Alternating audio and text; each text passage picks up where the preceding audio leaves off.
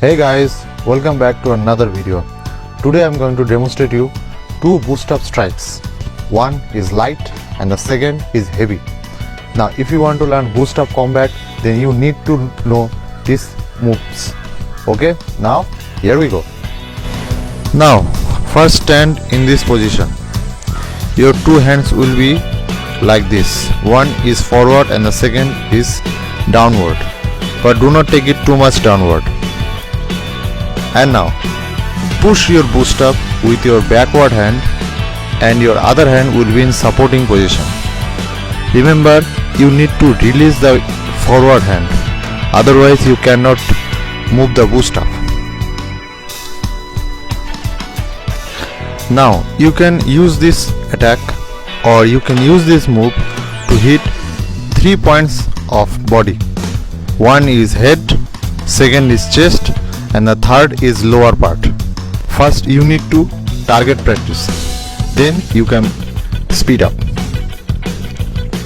or you can just practice in one direction or in one point. It is your choice. So this is the first movement. Now this attack is mainly useful in light combat.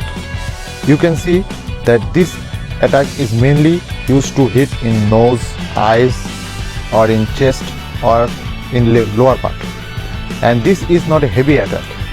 You can use this attack to snap your enemy or give a little damage. Especially this attack is very useful in short range combat. This is the main benefit of this move. Now second move. Now this move is just like the same. In this case you need to push the boost up like this. It will cover a long range, and not only that, your two hands engage in this attack, so you can perform a heavy damage. Practice this slowly and steadily. Not only that, you can use this attack in other direction. One is front and the second is back.